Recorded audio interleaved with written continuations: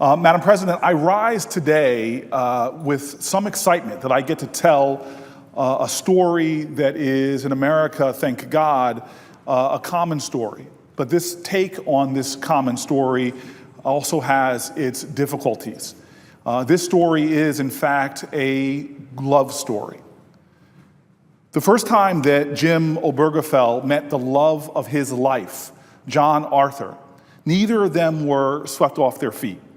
Like a lot of couples, they met at a bar, though through mutual friends. They met then a second time, but the sparks didn't really fly then either. It wasn't until a few months later that they met for the third time at a New Year's Eve party. And this time, they fell in love. Jim and John like to joke that theirs was a story of love at third sight. Following the New Year's Eve party, John and Jim began building their lives together in Cincinnati, Ohio. The next 20 years, they spent it doing so many of the things that connected couples do. They said, "I love you" for the first time. They had their first fight, but their bond grew, and this incredible couple moved in together, buying their first home, selling that home, buying another home, working together, building lives together.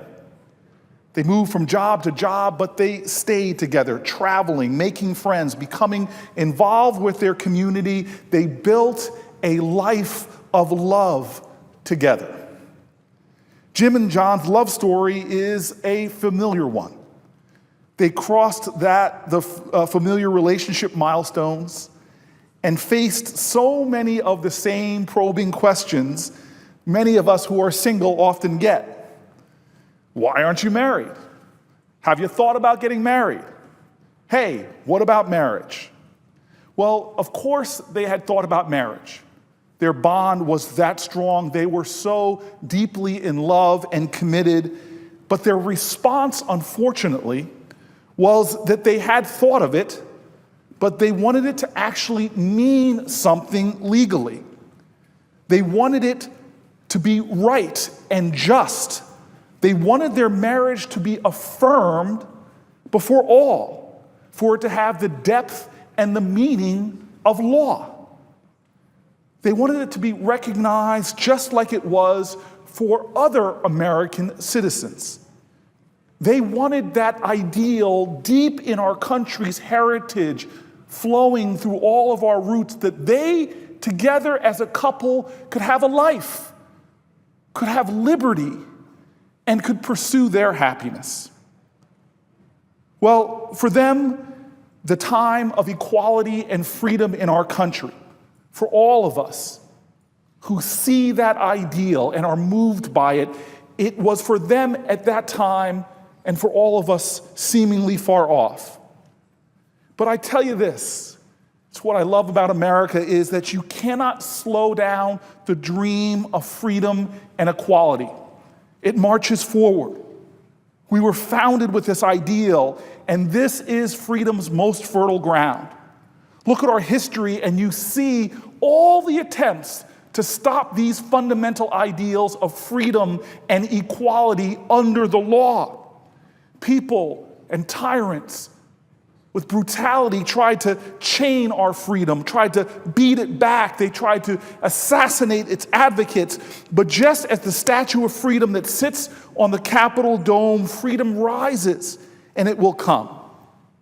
Jim and John watched the progress march in our country, as so many of us did, with encouragement, slowly, painfully slowly, but steadily, it marched forward. And as they watched and waited, they went on living their lives of love together. Almost 20 years, their union, their bond as committed people with unconditional love. Unfortunately, though, John began having problems walking. And after months of tests, the doctor's appointments, the prodding and the probing, John was diagnosed with ALS. The typical prognosis for a patient with ALS is 2.5 to 5 years. Well, Jim became John's primary caregiver. He leapt up. He had unconditional love. And there were definitely trying times. But he said he considered it a privilege to care for his life's love. 2 years after John's diagnosis in 2013, he was receiving hospice care and confined to a bed in a hospital bed in their Cincinnati home, when the Supreme Court ruled in favor of Edith Windsor, declaring that the Defense of Marriage Act was unconstitutional and setting the stage for an even greater national movement towards marriage equality. Setting the stage after years of struggle and fights and sacrifice for equal rights, for equality under the law, for love to be affirmed in marriage between two Americans, to be affirmed and equally recognized, not condemned, not banned, not made illegal.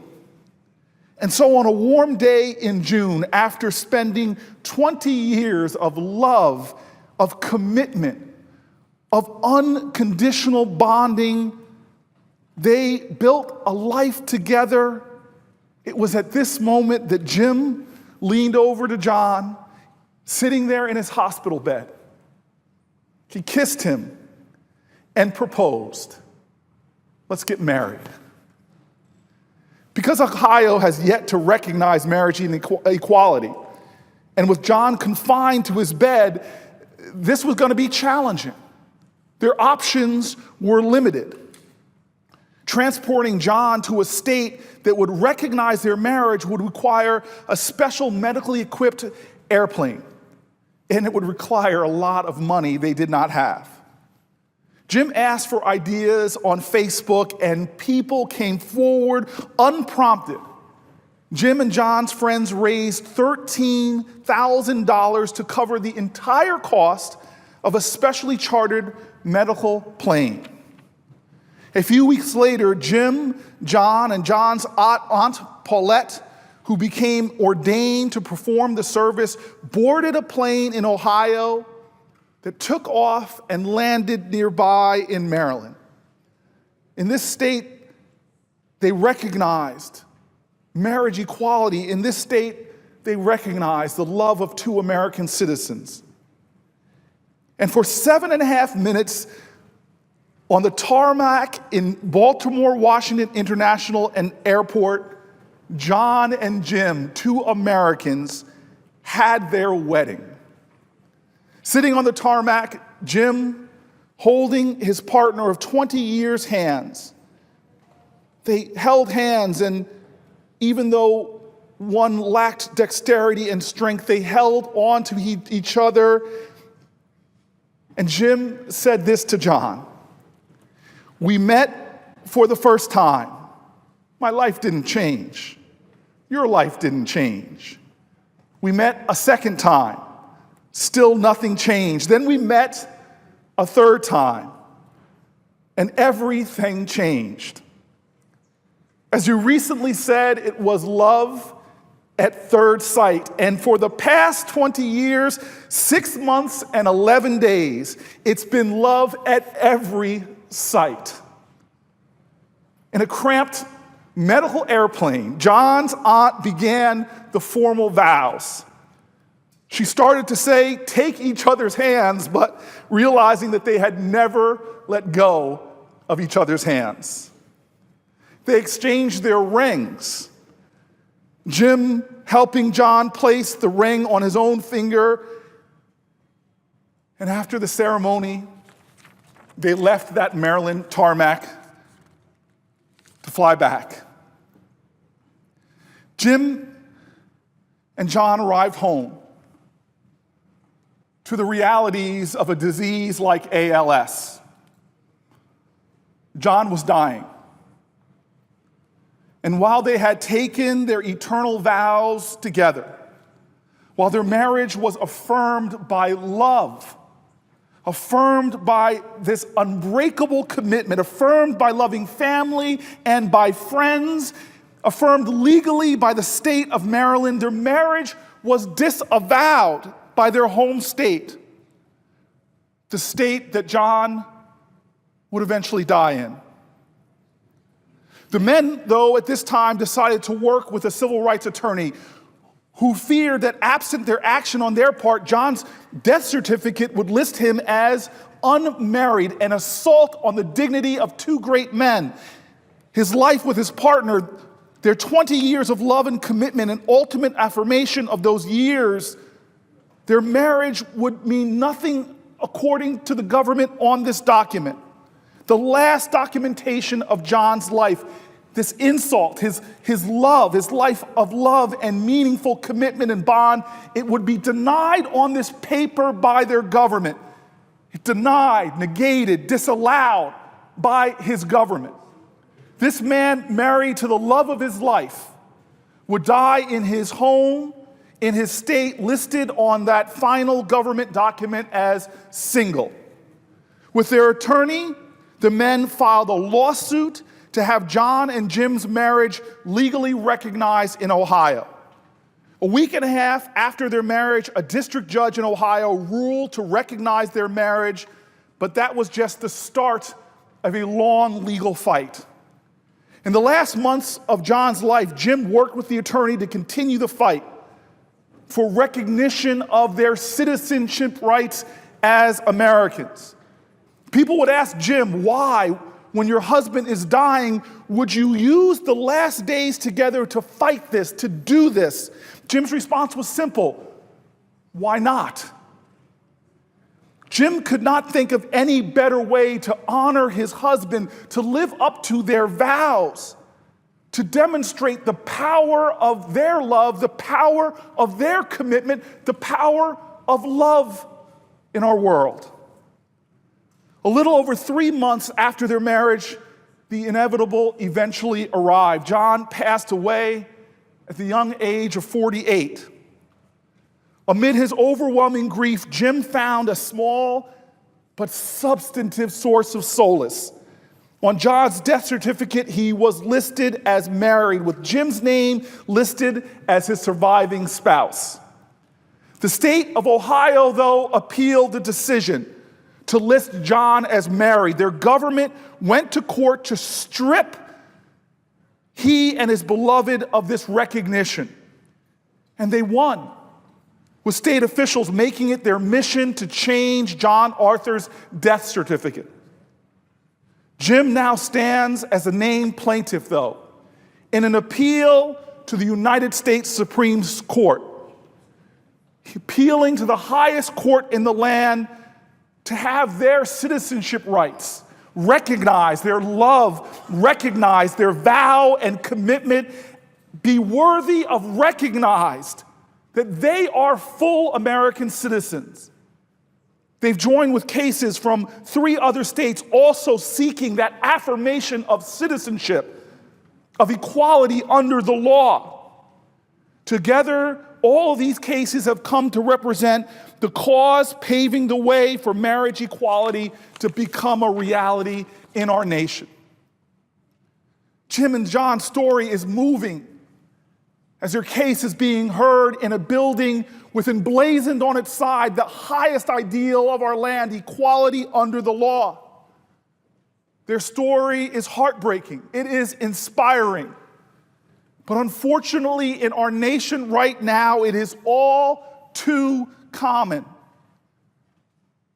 This story of theirs about the persistent, unyielding, indefatigable love, conquering indifference, about our ideals of equality, conquering inequality in our country.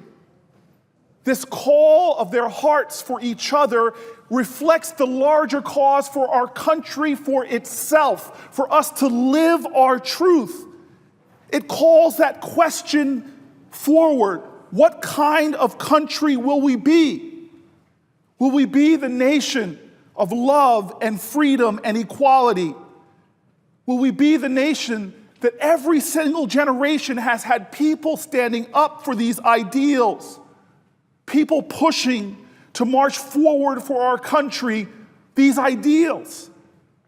This is not a question about sexual orientation or race or gender. It is a question about whether our country will live up to the ideals we say every time we pledge allegiance to our flag, liberty and justice for all. Will we have equality under the law? Or will we tolerate a government that denies some citizens fundamental rights while granting them to others? This is the question that is being called. It's a question that echoes throughout our history. It's Sojourner Truth standing in Akron, Ohio at the Women's Convention, calling the question, "Ain't I a woman?" It's a question by my family members I heard standing strong, saying defiantly, "I am a man. I too am American citizen." Proclaiming those words, generation after generation has strained at chains, has fought Jim Crow. It's what Susan B. Anthony said when she called the truth of our country. She said it's we the people, not we the white male citizens, nor we the male citizens, but we the whole people who form the Union. This is the ideal. The love of our country, the sacrifice for our principles, this ideal has been fought for generation after generation. The question was called by abolitionists, by suffragettes. They called the question, will we be a nation of liberty and justice for all? Throughout our history, the question was called, will we have freedom for all? Will truth march on, our truth march on as it did in Selma? As it gathered in church basements, it protested at Stonewall, it came together at Seneca Falls. Will we live our truth despite the assassinations of its advocates like Milk and King, like Matthew Shepard or Emmett Till? Will our march come to fruition, this fight for recognition of full citizenship beyond race, beyond creed, beyond color, beyond orientation? It is this dream that must be secured for all of our citizens. As Langston Hughes said so clearly, there is a dream in this land with its back against the wall. To save the dream for one, we must save the dream for all. Well, we fight for this dream here. The time is nigh. The anguish has gone on long enough.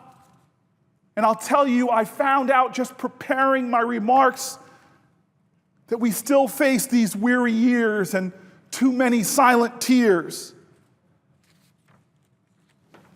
I sat with staff members and learned of some of their struggles right here, Capitol employees. One of my young staffers shared that he entered his adult life unsure if his full citizenship rights would be an option in his lifetime. Could he have equality under the law? Could he be married? Like many gay men and lesbians decades before him, he was afraid that his country would cast his love as less meaningful, at best, or at worst, vile and immoral. Yet today, as his case before the Supreme Court, it makes him hopeful that we can live in a country that one day recognizes his love, his value, his dignity as being equal under the law. Another staff member told me that he feared that his coming out as gay would mean that his own family would never accept him.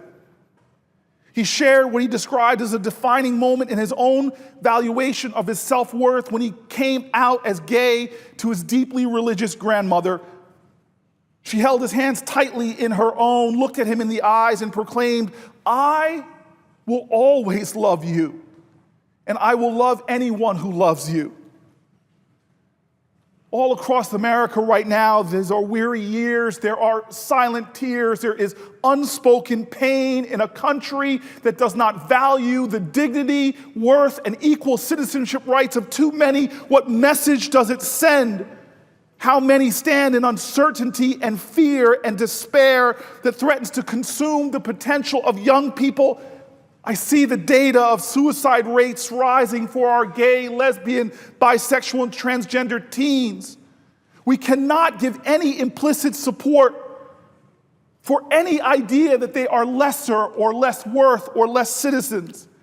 And we all should come together and condemn so-called therapies that purport to change who people are at their core as if it is not enough, as if they are not worthy. All across the country, this struggle is going on, from intimate personal struggles to public fights, stories of love meeting fear, stories of hope meeting despair, of families and communities coming together to stand up and say, I am an American, I am a citizen, I deserve equality under the law.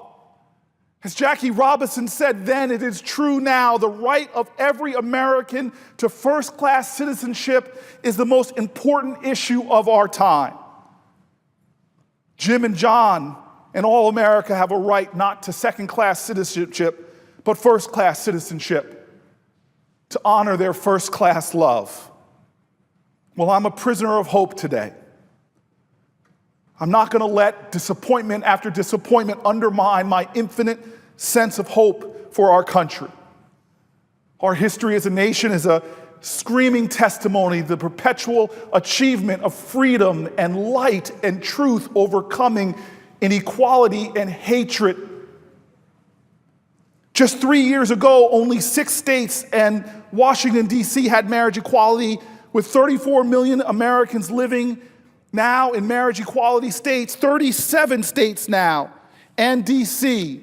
have marriage equality, meaning now 224 million Americans live in states that honor equal rights to marriage.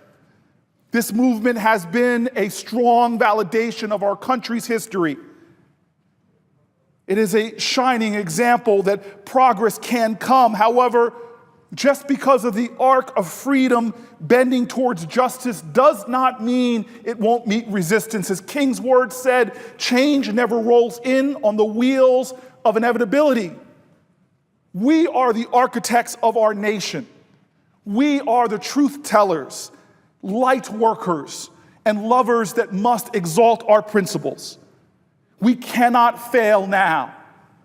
Love is on the line. Citizenship is on the line. We are interdependent. We need each other. We cannot deny the worth of one American without denying the worth, dignity, and strength of our nation as a whole. The story of Jim Obergefell and John Arthur is a story not just of unconditional love and unconditional hope. It's not just about the two of them, but it's about our country. This is the story of all of us, of America. It's a story of what our truth will be. One of this incredible partnership has passed away, but I know their love marches on. And I believe in this country, our truth will march on, and equality and justice will have its way. Madam President, I'd like to yield to my colleague, Senator from Ohio. Thank you, Madam President. The senator from Ohio. I know that Senator Sessions wants to take the floor in a moment. I will be brief, but I wanted to thank Senator Booker for his always stirring words and for his sense of justice and fair play and leadership in so many ways. I met Jim about a year ago and had in a brief meeting, not too long after the court decision by Judge Black in the Cincinnati Southern District Court in Ohio. I just spent a half an hour with Jim in my office. He never wanted or he never expected to be famous. He never expected to come to Washington to meet with senators. He never expected to travel the country giving speeches. He was once a high school teacher. He jokes that, or people that have been with him as he's traveled the country joke that how when he would speak to crowds of hundreds or even 1,000 about his experience with his beloved John and what's happened, he wishes the students had listened to him so closely. Without a pin, you can not hear a pin drop when he spoke to hundreds, not necessarily the case always. He's a high school teacher, but he wanted to live his life in a normal way, as most Americans do. He never expected to have his story, his marriage, litigated before the United States Supreme Court. But that's really the mark of character, that Jim has taken his grief and his pain and helped to change the world, and that's what he's doing. His marriage is still not equal in my state of Ohio. I'm embarrassed by that. I was frankly embarrassed when Ohio 10 years ago passed a constitutional amendment outlawing same-sex marriage. I thought it was a terrible public policy mistake. I think that it left too many people behind and too many people heartbroken.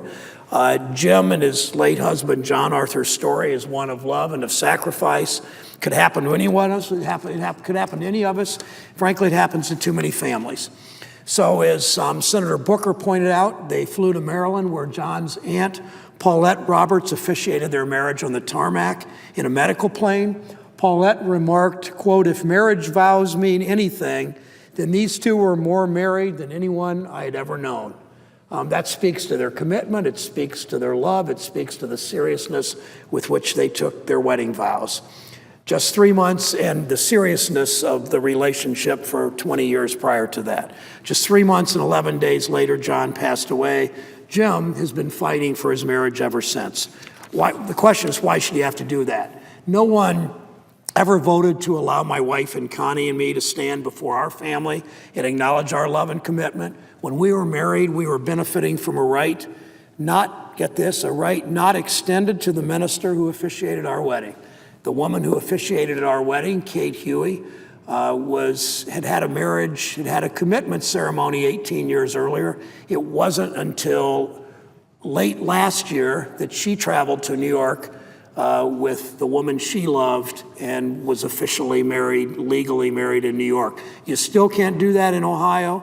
It's outrageous that you can't do that in Ohio. I'm hopeful after Jim's case is argued a couple of weeks from now and the court hands that decision down, it will stop that bigotry and inequality that is hidden under the banner of tradition for far too long. Keep in mind, and Senator Booker, I thought, laid out a lot of this history very well. Ohio once passed laws to keep black people and white people from marrying. Ohioans came together like we always do. We rallied, we repealed that unjust and hateful anti-miscegenation law. We have a long history of fighting for justice and equality. We won't rest until we achieve that justice for Jim and for John. I look at the pages that sit before us who are mostly 16 and 17 years old. This is something that makes no sense to most of them. When I was talking to Jim earlier in my office, he had made a speech in Athens, Ohio, to Ohio University students. He told me most of them couldn't understand why state laws would prohibit somebody from marrying the person whom they love. They couldn't understand why the state government, the Ohio state government, would spend my tax dollars and Jim's tax dollars and the tax dollars of Hazel's parent, mother, the Page from Ohio, the tax dollars of all of us to fight this court battle so that Jim's marriage would be denied.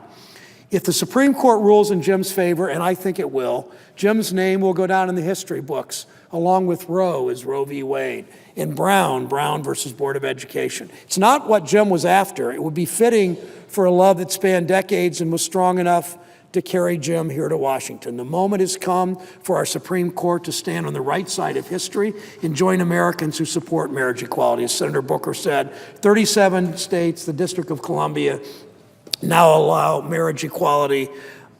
I don't like it that we have to rely on the Supreme Court to get my state to change its laws. We have politicians that look backward rather than forward. That's too bad. We have politicians that are willing to deny human beings basic rights, basic civil rights, basic rights of decency and fairness. I'm hopeful that Jim's courage and Jim's outspokenness and Jim's willingness to join on behalf of John in his fight and make this fight that will help change my state and help change our nation. And I know, Madam President, I can't look to the gallery and thank somebody, so I won't look to the gallery, but I'll still thank Jim from here.